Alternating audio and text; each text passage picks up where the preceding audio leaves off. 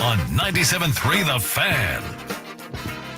Hello and welcome to the first Skraby Show of the week.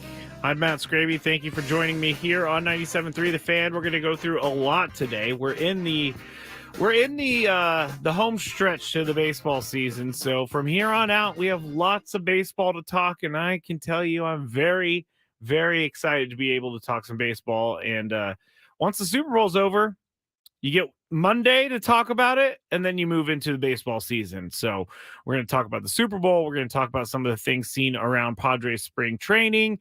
In fact, right now on MLB Network, they're doing a little feature on Padres spring training. So we'll get to some of that. We have the Daily Gripe at the end. Also, we have some news about Jurickson Profar. We have a lot of good stuff tonight, but I think I surprised a few people today with how I've been acting, which is not maybe as angry as some thought. I'm seeing in the chat from earlier, from the Gwynn and Chris show, I was seeing in the chat that many thought that Kyle Shanahan should be fired, the 49ers head coach. And I am not one of those people because even though he's been losing the big game, even though he's made it to the NFC Championship like 3 straight years or 4 straight years or something, he's made it to the Super Bowl twice now with the 49ers, and I don't want to see him do that with another team. So that is why I am not clamoring to get Kyle Shanahan fired by the 49ers. Number one, it's not going to happen. And number two, he's a good coach. I know he may not win the big games, but not many people are winning the big games right now when the Chiefs are the ones that are on the other side. So you can't really blame Kyle Shanahan for the loss. There were certain things for sure that he didn't do well at, but I don't think the loss falls on Kyle Shanahan. I don't think the loss falls on Brock Purdy. I don't think the loss falls on anything other than the fact that they were playing against Patrick Mahomes and the Kansas City Chiefs. It's just not what I really envisioned talking about today. I fully believed that I was going to be here talking about a win right now, but we're not. We're talking about a 49ers loss and the Kansas City Chiefs win. Hello to everyone in the chat. Appreciate you all for being here. Evan, the AI bot, Maria, who's riding high after her Kansas City Chiefs won, C20 Moreno. We also got Castro as well in the chat. So if you want to join us, you can go to YouTube. Just go to youtube.com, type in 97.3 The Fan. Oh, we got Jackson there too, and Wales. Or Welsh Fire. I don't know if he's in there. Anyway, you can go to the YouTube on 97.3 The Fan. Also, we're on Facebook. We're on Twitch, 973 The Fan, and we're on X, 97.3 The Fan SD. I'm also on Twitch as well, Matt Skraby. I'm trying some things out there. And my Skraby Show YouTube is up and running. You just need to search Skraby Show as well. All right. C20 said, thought the Niners were going to take it. Prevent defense last couple of possessions. Ouch. I didn't see it that way. Tony Romo said it during the game, and I was kind of thinking it that the middle of the field, fine. Let them take chunk plays in the middle of the field, but kind of lock them down when you get over the 50-yard line. But it's just Patrick Mahomes is so good, and he ran for, I think it was a 19-yard gain late in the game, which was huge for the Chiefs. I felt like there were a few times Brock Purdy could have ran. He didn't. But when it comes down to it, you're not going to win Super Bowls if you are not perfect. And you have to be perfect in the Super Bowl. You have to. I mean, the Chiefs get a little bit of a grace. They get a little bit of grace for their mistakes. But the other team that hasn't won one yet, the 49ers, the Eagles last year, you can't make mistakes in the Super Bowl. And last night, there were plenty of mistakes by the 49ers, small mistakes that added up to a loss.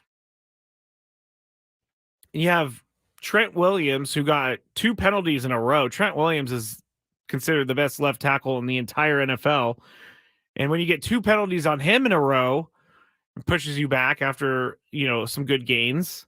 It's not going to help you. You can't win with Christian McCaffrey fumbling on the first drive of the game near the goal line. You can't have that happen. You can't win when you stop the Chiefs and force them to go 3 and out or get the ball back somehow, i.e. Patrick Mahomes interception, Isaiah Pacheco fumble, and you don't take advantage of that. You don't score points off that. You're not going to win.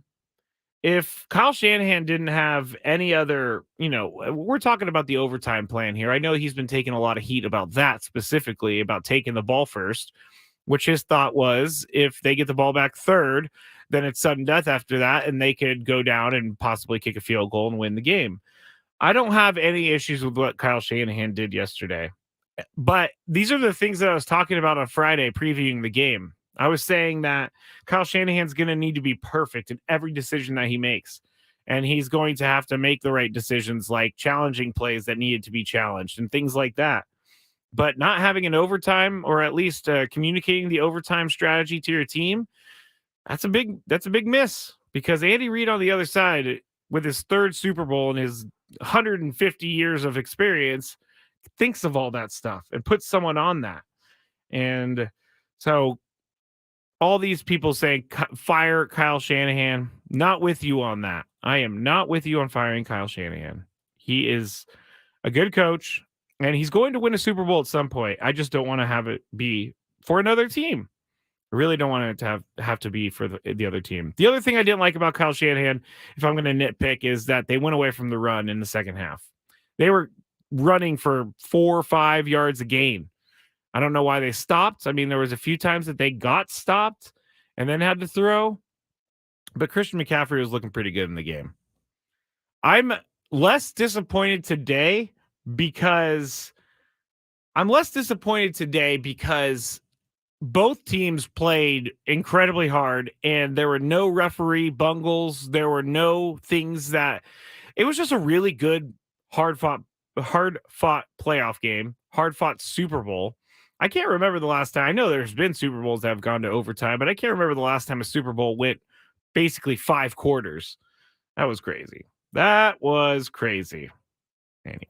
Anyway, I'm going to take this loss with me throughout the Skraby show tonight, and then we turn over a new leaf tomorrow and we get started with the baseball season. Well, we're going to get started with the baseball season tonight, and one of our news stories starts us off. It's time to get caught up on the latest with the news of the day.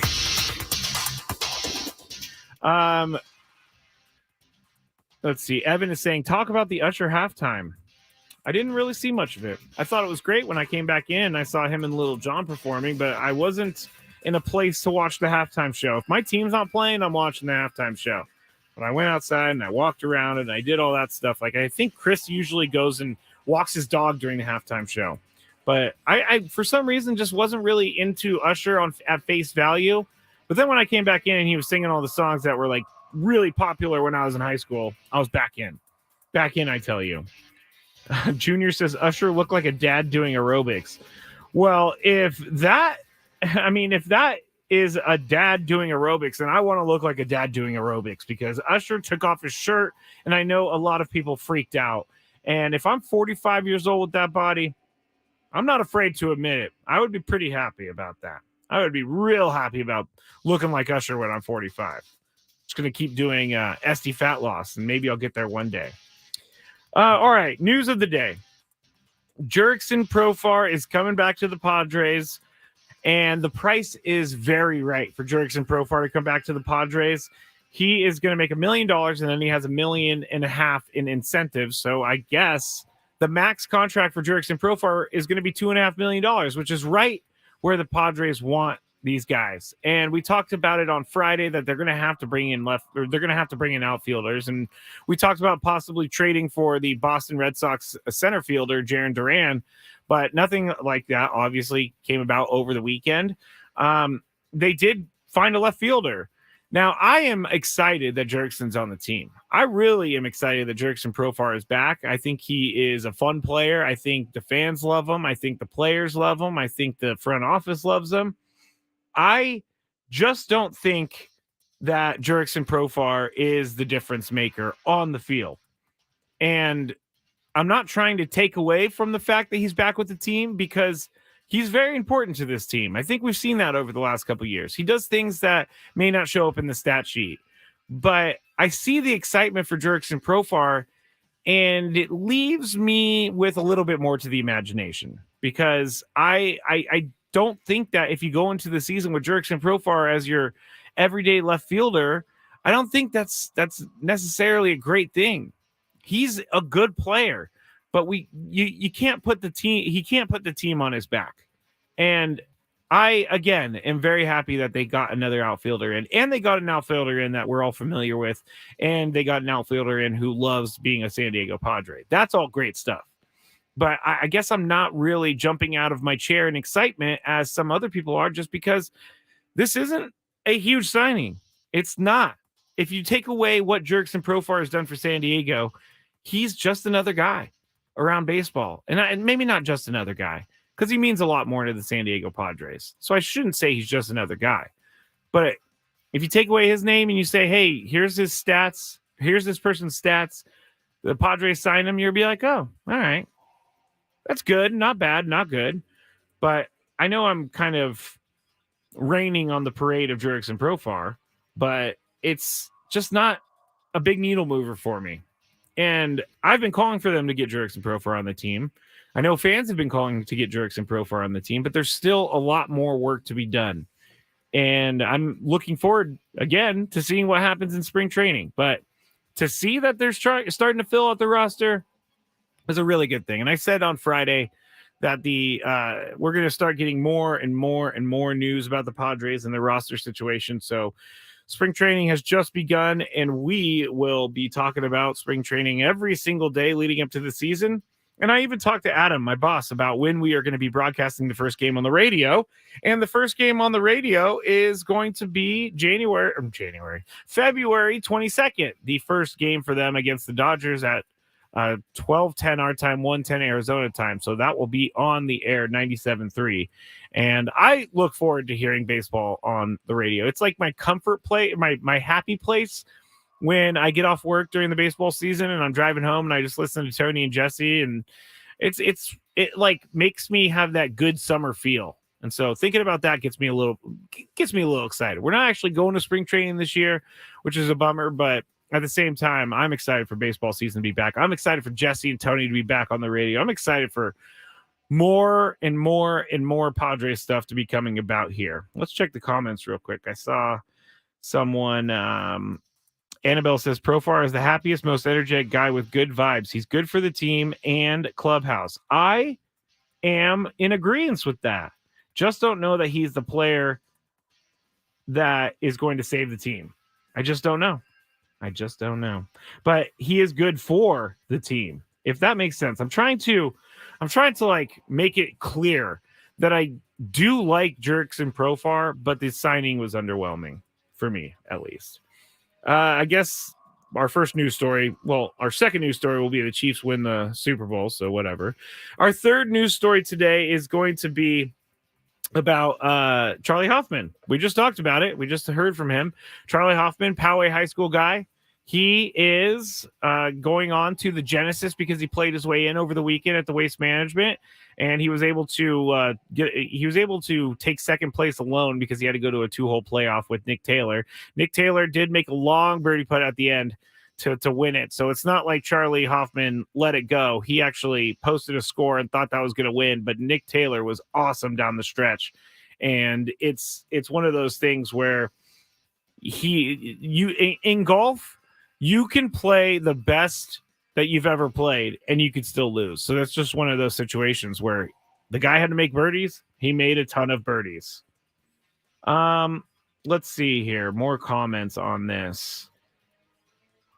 Oh, Junior makes a very fair point. Jurickson Profar played first base during the no-no, so there's also that. I don't think during the no-no is the good point. The good point is that Jurickson Profar can play in many different spots on the field. And so he's going to help out there. He's not going to be a pure left fielder. And so on the days maybe Jake Cronenworth needs to play second or he's going to sit a day out or something like that, Jurickson Profar can play in different places. So that's good. But they don't really have anybody to replace him in left field right now. So you have to find someone first to replace him in left field before you put him in other positions. That is a good point, Junior. That is a good point. Evan says he plays a great left field and he costs less than Machado makes in a week. Yes, he costs less. But I think we're all kind of caught up in the money thing this year, this offseason, because that's what we've been talking about the entire offseason is about how the Padres are trying to get their payroll under control. So that's why we're talking about money there. Brock says, "Hey Matt, I had higher hopes knowing Profar spent last offseason with Fernando Jr. or Tatis Jr., but didn't seem to improve his game much." Well, they weren't on the same team. So that's why I think they didn't have the same, or Jurickson Profar didn't have the same amount of success that he did with the Padres.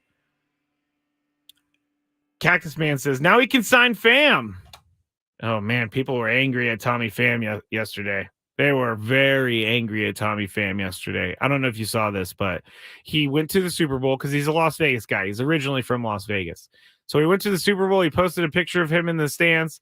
And then after halftime, he posted a picture from his home watching TV. And everybody said he was very spoiled. I don't think he's spoiled. I mean, I think he even got in for free. But I wouldn't leave a Super Bowl myself. Personally, if I'm there, I'm not going home. Definitely not going home. Pay a lot of money. I saw a video going around asking all the people what they paid for it, just normal people. I mean, people were putting life savings on this. Like, I saw a family pay $40,000 to see the Chiefs in the Super Bowl. I saw a guy pay $8,000 to see the 49ers in the Super Bowl. And then he had to buy his dad a ticket. So $16,000. Oof. That's crazy. That is crazy. All right. You're listening to the Skraby Show on 97.3 The Fan. I'm Matt Skraby. Thank you for joining me. You can watch me on YouTube, 973 The Fan. You could also comment there on YouTube as well. When we get back, more spring training talk, and we have some audio from Mike Schilt that I want to play. So that's all ahead on 97.3 The Fan. Don't have time to listen to an entire fan talk show? They're making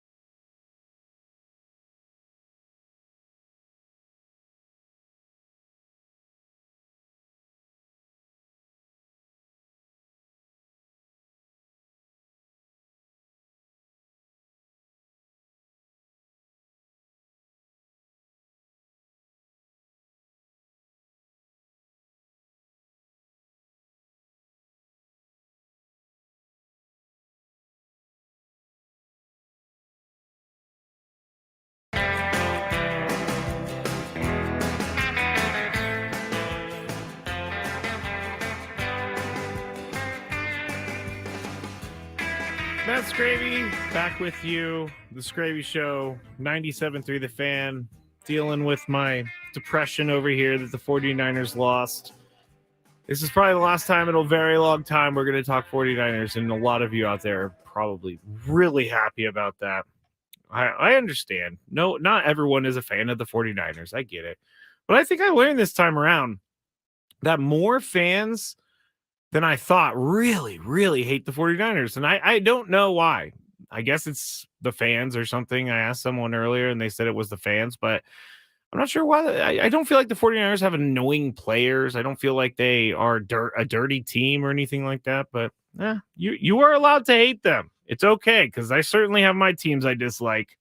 Certainly have my team they dislike. Oh, Junior says because they beat the Chargers back in the day. I mean, that was their last Super Bowl win, and now they've lost 3 since then. Lost 3 since then. They've lost 3 in the last, 12 years. It's crazy that they went to that Super Bowl in 2012. Wow, I'm getting old. I'm sure a lot of people out there feel the same way, where you think about something and then you realize it was 12 years ago, and you feel like, where is the time going? Where is the time going? I had some chats during the break that I wanted to get to real quick, and I'm going to start with Kenny. Kenny was talking about Jerks and Profar. Says, with a discount on Profar for left field, does that open up paying a little more for Soler and moving Tatis to center field? Now, the Tatis to center field conversation has been one that's raged here in the last couple weeks, and basically ever since he started playing the outfield. But does it give him more money for Soler? It definitely does, because they didn't have to spend that much money to begin with. Like $1 million on Jerks and Profar is not much of anything. So it helps them with that. But I don't think that Soler is going to be looking for a really, really, really cheap contract with the Padres. And so I don't know that Jorge Soler is going to be a guy who is going to be brought in by the Padres, basically because of what they have already, and also they just can't afford to use a lot of their leftover budget on one player. They have to find many different players. So Kenny, not a bad thought, but here's another one another part of that I want to talk about. Jeez. Fernando Tatis Jr. moving to center field. I personally don't understand why. I mean, I do understand why you would move him to center field, because he's a great athlete, he's a great outfielder, and he can play all over the place. But I don't know why you would move a guy who just was the best right fielder in baseball last year defensively, or one of them. I don't know why you would move him to center field. He just got into right field, just had a year under his belt playing that position. And so I don't know why you would move him right now. Why don't you leave him in the spot that he's great at, which is right field? And he's going to get even better. Do I think we'll see him in center field this year? Probably a little bit, but I don't know that he is the center fielder of the future for the Padres. I don't know that Jose Azocar is the center fielder of the future for the Padres. We still got lots of time for trades to happen and all that, but I mean, time is ticking down. We said it a couple times leading up to this. We thought that there was going to be more signings leading into spring training, but we didn't get many signings. We got one today, though, Jerks and Profar. Brandon said on YouTube, remember all the outfield assists Jerks and Profar had at the beginning of 2022. He may not be a Gold Glover, but he might be better than Soto defensively. I would have to really dig deep into the numbers and figure that one out, but he is good. I'm not saying that he's not a good player. And the more I'm talking about it and the more feedback I'm getting from some of you, I'm starting to feel like I am wrong in my underwhelmed feeling of Jerks and Profar being on the team. And again, if you're just tuning in, I'm not underwhelmed because Jerks and Profar, the guy, is coming to the team. I love Jerks and Profar. I just was a little underwhelmed because we've been waiting for signings all off season, and then we end up getting a signing, and it's maybe not the biggest signing that we could have imagined. But Jerks and Profar did have some great moments in the 2022 season. Jerks and Profar has led this team to an NLCS, or helped lead this team to an NLCS. And so one of here's the next comment I wanted to show. Annabelle says, they have the guys who can save the team, though, and they're not going to pay enough to get more saviors. And that is 100% true. I didn't think about it like that. I guess I've said it in the past, but I haven't put this together in this moment. But it's true. Jerks and Profar does not need to be a savior. Jurickson Profar does not need to be a superstar. Jurickson Profar can come in and play to the averages that he has, and he could be a successful player for the Padres. Because again, Annabelle's right. They have Manny Machado, Fernando Tatis Jr., Xander Bogaerts, Jake Cronenworth. They have all these guys on the team that are going to be able to, or that are supposed to be the superstars, and they're supposed to be the saviors. I forgot Manny Machado, but he's not starting the year at their base. You need all of those guys to do exactly what they were brought in to do, which is be great players, great hitters, great defenders. Last year, we saw bits and pieces from Xander Bogaerts. I personally believe he was hurt the entire year, or at least when he got hit by a pitch. And then following that, he was not as good because he was hurt. His wrist was killing him. So I think he's going to have a good year. Manny Machado is going to be coming off surgery. Manny Machado is also going to be coming off of, a little bit of a break. So he's going to have to get into the season a little bit. Fernando, I have no issues with him. And I was talking to a friend over the weekend. I really, truly believe that Fernando Tatis Jr. is on his way to an MVP type season.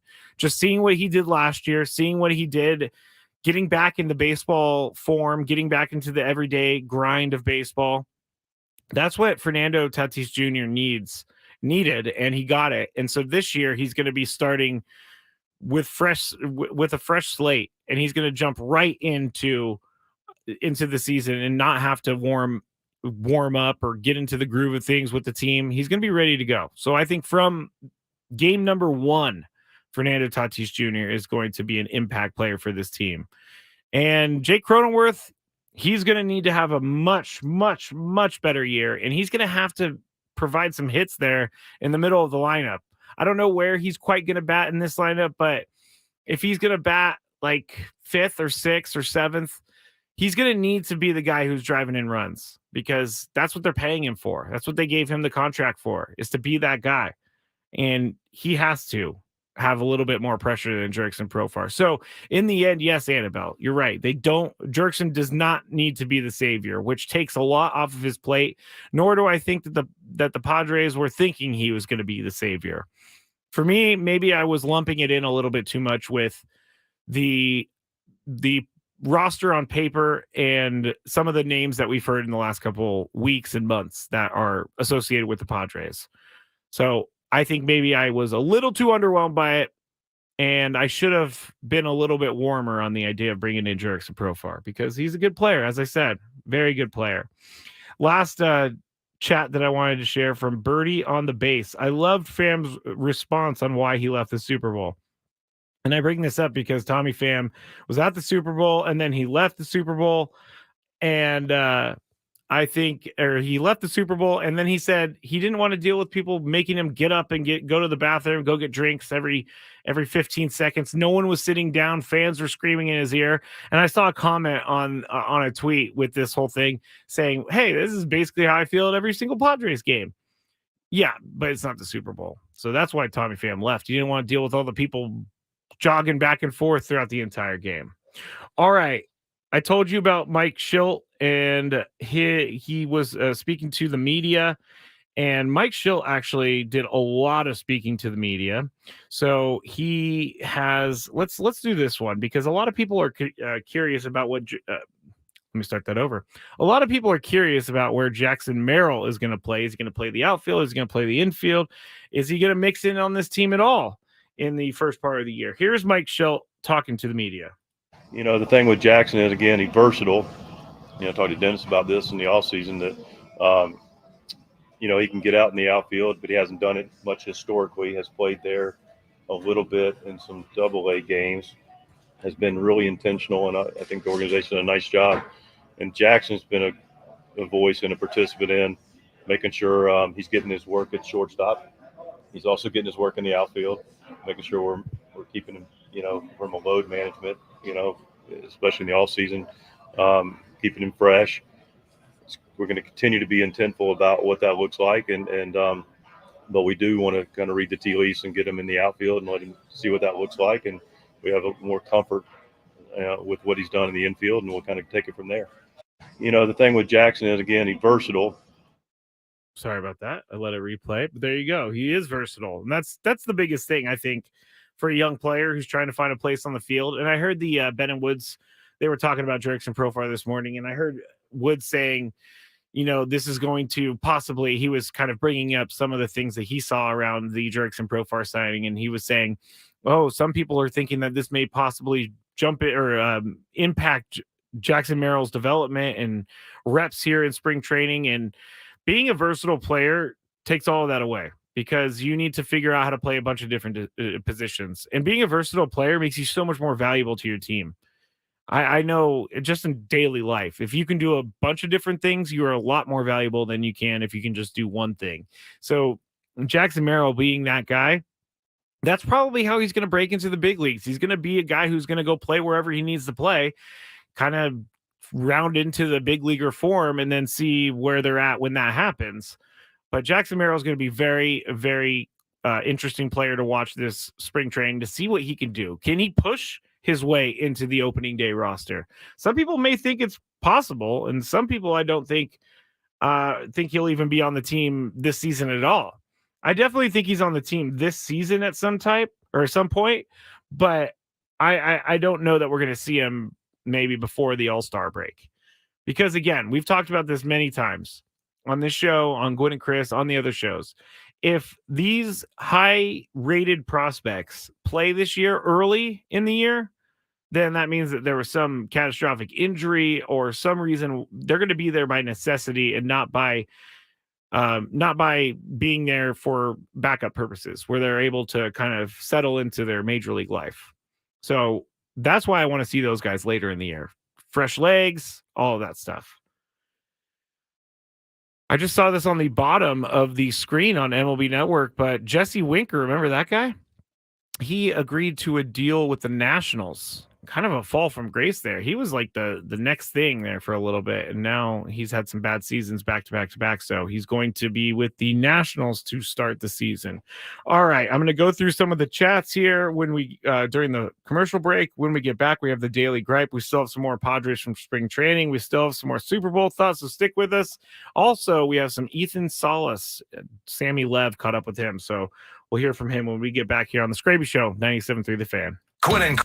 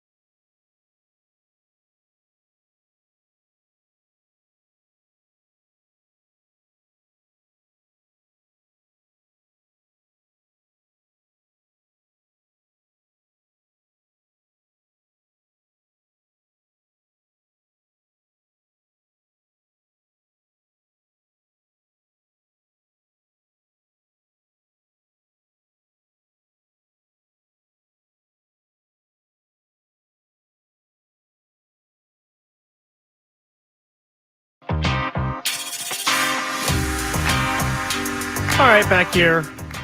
Matt Skraby, Skraby Show, 97.3 The Fan. Thanks to everyone who is joining me right now. I know I sound like I'm a little depressed, but I think it's starting to sink in that the 49ers lost the Super Bowl. I think it's starting to sink in, especially after that Zach Gelb little thing right there saying that Debo and his 41 yards total in the Super Bowl is one of the reasons why the 49ers lost. Yeah, definitely is. Debo. Love him, hate him at the same time, all the time. Because he's good, but he's also, he talks a lot and doesn't back it up at times. I was just reading something actually about the game last night, and Patrick Mahomes said that they were going to go for 2. If the 49ers had scored a touchdown in overtime, and then the going back down the field, if the Chiefs were able to score another touchdown, they were going to go for 2 and try to end the game. Can you imagine the dramatics of that? I cannot believe the script didn't allow this to happen. I know the script isn't real, but can you imagine what it would be like to actually have a Super Bowl be decided by a 2-point conversion? That would have been pretty crazy, I have to say. That would have gone down maybe as the best Super Bowl of all time right there. If they're winning on a 2-point conversion or losing on a 2-point conversion. And I guess if you're the Chiefs too, you have kind of the guts to go for 2 because you've already been to the Super Bowl so many times. You've already won the Super Bowl 3 times.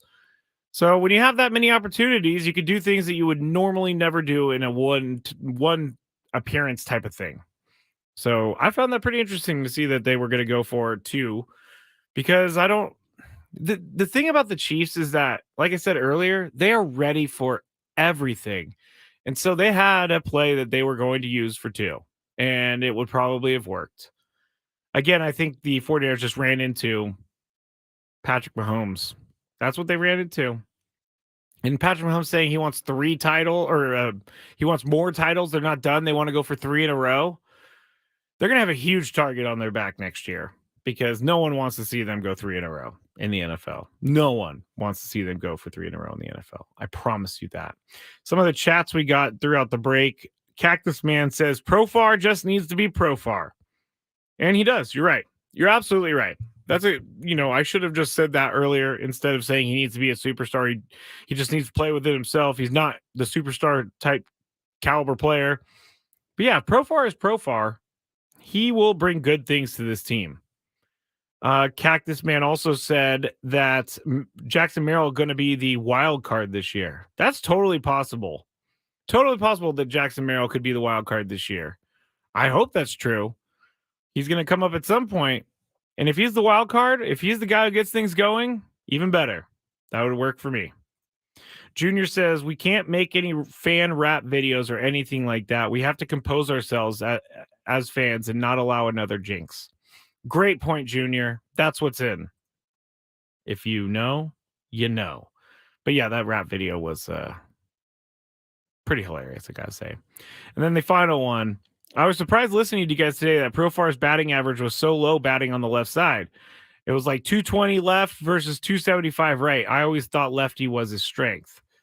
I would have to go through the stats, but we did talk about that earlier, and I did find that interesting as well because I feel like I've seen Jurickson Profar bat from the left side more than I've seen him bat from the right side. I see him in my head batting from the left side a lot, but apparently the numbers don't tell the same story.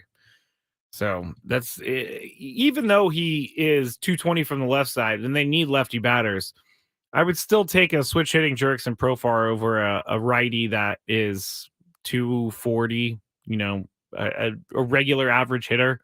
I would still take Jurickson Profar because he could move to that left side if he needed to, because they're going to need lefty batters. They have to have lefty batters. All right. Ethan Salas. He is in spring training camp. He has been invited by the team. Of course, he's been invited by the team. And our guy, Sammy Levitt, let me say this real quick. Sam Levitt is doing some work right now in Peoria at spring training. So you need to go make sure that you follow Sam on X, Instagram, TikTok. I think it's at Sammy Lev on X. And you need to follow 97.3 The Fan SD on X as well, because there is just so much spring training content up there. And we have Sam on the ground. So when you're out there watching videos, make sure if it's Sammy Lev, you give him credit because he's doing a great job. He always does a great job. And he caught up with Ethan Salas. It looks like he caught up with him this morning, and he asked him, it's about 90 seconds or so, but Sam originally asked him what he learned, Ethan Salas, from facing higher levels of competition last season. Yeah, I always love a challenge. I feel like I wasn't overmatched. I was never overmatched in any level I played in this year. So I think just going in there more prepared and more knowing more about myself than I did last year. I think it's going to go really well. Obviously, it's really early in spring training, but has the organization shared at all, like what their plans may be for you out of spring training and in this season as a whole? Yeah, no, they haven't really shared it as much yet, but I think just go out there and play and have fun and do what I do best, play baseball. So. What do you think about being kind of on the fast track, right? Like you hear that, hey, it's not going to be that long until you're expected to be here if you keep performing. What do you think about that? Yeah, I mean, it's not too much to think about. I just keep doing what I do and just enjoy the ride. I mean, this is baseball doesn't get much better in the show. So, yeah, I think it's the best place to play. So. The first year of being inside this clubhouse day to day, this part of spring training, seeing some of the names on the lockers here, what are the emotions like when you walk in here and understand who's in here with you? Yeah, it's cool. I watched these guys play when I was on TV when I was younger. I played with them in video games, so it's pretty cool. It's pretty cool just getting to know them as people and as teammates. I think it's going to be really, really fun. Still 6'2"? You have any? Yeah, around there. Yeah, hopefully. We'll see. That was Ethan Salas. I gotta say, for being a young guy, I always forget his age. Either he's 17 or he's 18, but he's very well spoken, and he seems like he is going to be a guy that is. He seems like he's going to be a guy that lives up to it. He's 17 right now, and he was born on June 1st, so he'll be 18 this coming year. I can't imagine being a 17-year-old in the clubhouse and being a 17-year-old that's as highly touted as you are. That would be really nerve-wracking for me, at least. But it sounds like he's taking it fine. I mean, the Padres are doing it right with him. They're slowly working him through the system, and they're not trying to put too much pressure on him too early. And Cactus Man said on the chat, he speaks like a pro. He does speak like a pro. I know at 17, I wasn't speaking like that. And at 17, I was not in that mindset whatsoever. But Ethan Salas, impressing. Every time I hear something from him, every time I see him, it's impressive. If you go to @97.3 The Fan SD on X, you'll see some of the videos that Sam Levitt took of Ethan Salas playing catcher. And there's a couple plays where I'm like, well, no wonder that guy is one of the most highly touted prospects in baseball, because and it's always funny too. You can always tell in spring training. The last couple of years I've gone out there, because everybody looks like each other. They all have the same uniform on, and so you can't really tell who's who from far away. But you always know that there is a big-time player doing something when there's a big crowd around them. So you have Ethan Salas working behind the plate, and you have him doing some drills, and you have a lot of people watching him because they're very impressed with him, and they would very much like to see what all the hype is about. I think there's good hype. Really good hype. Jack said that Sammy Lev goes hard in the paint. Yes, he does. Sammy Lev does go hard in the paint. All right. So we are coming to the daily gripe here in a second. I think people are commenting on the 49ers doesn't discount how big of a loss Greenlaw was, changed the entire defense. Yes, it did. I think that's the worst part about this whole thing, is that he got hurt running into the game. It wasn't even like he was sprinting. Dre Greenlaw I'm talking about. It wasn't even like he was making a play. He was just jogging onto the field. It's like, out of all times in the universe for your Achilles to tear, that one right there, instead of like actually pushing off of it or making a tackle or something like that, just running on the field.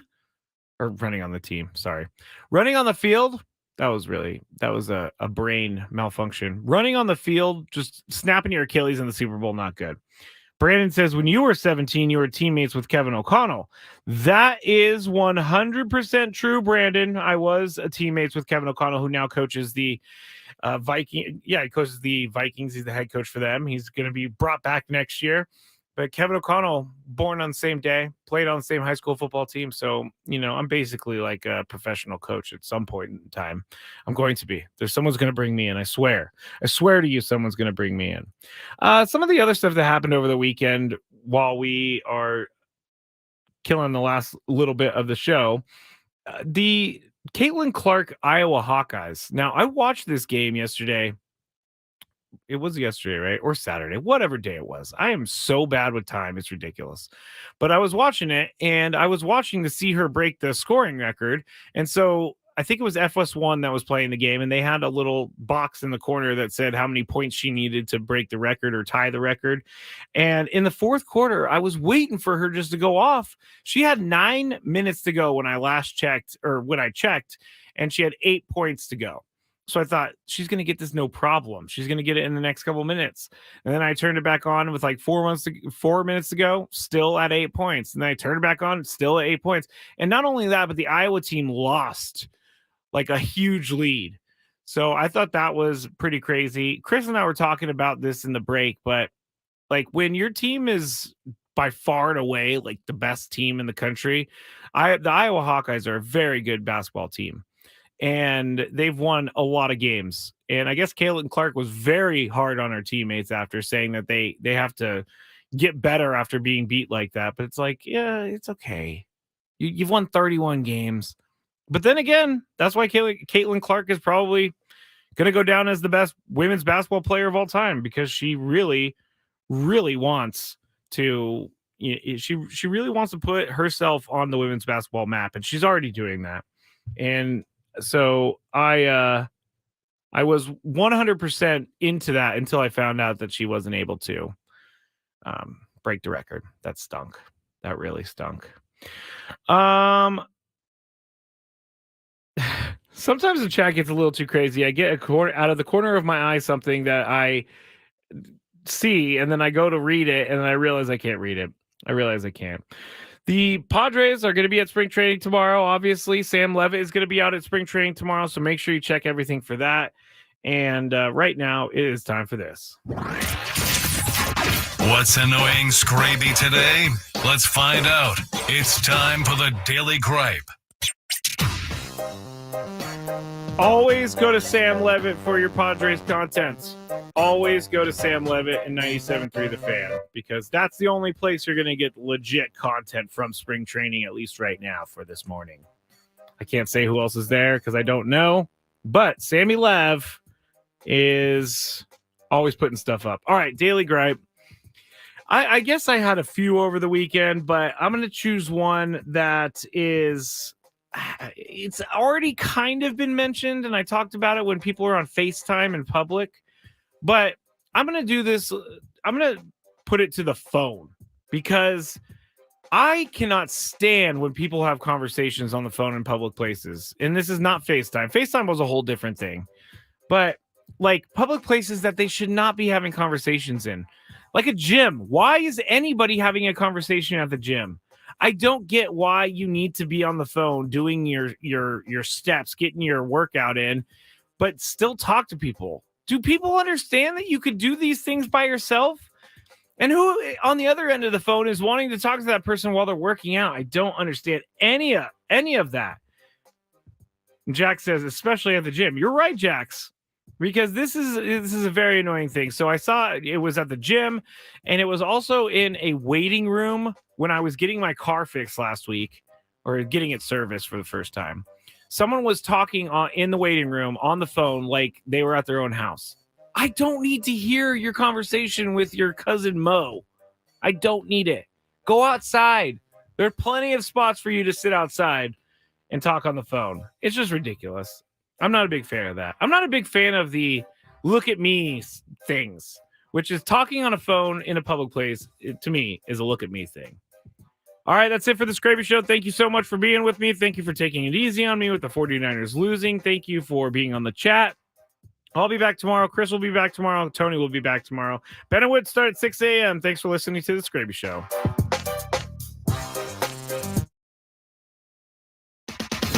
Quinn and Chris on the Fan. Who will be crowned Super Bowl champs? Will it be the Chiefs? Will it be the 49ers? We don't know, but Chris Ello returns. Listen to Quinn and Chris weekdays from 2 to 6 on 97.3 The Fan. It is time to turn the pro football page to 2024. I'm Aaron Hawksworth here to help you beat the books with BetQL. The big game lived up to the big hype as the Chiefs go back-to-back in dramatic fashion. After some celebrating, the BetQL model will have you covered for all the football insights you need when it is time to think about a three-peat. I'm Aaron Hawksworth. Bet smarter, beat the books. Download the BetQL and BetMGM apps today. The ones who work hard to ensure their crew can always go the extra mile, and the ones who get in early so everyone can go home on time. There's Grainger, offering professional-grade supplies backed by product experts so you can quickly and easily find what you need. Plus, you can count on access to a committed team ready to go the extra mile for you. Call, click Grainger.com, or just stop by. Grainger, for the ones who get it done.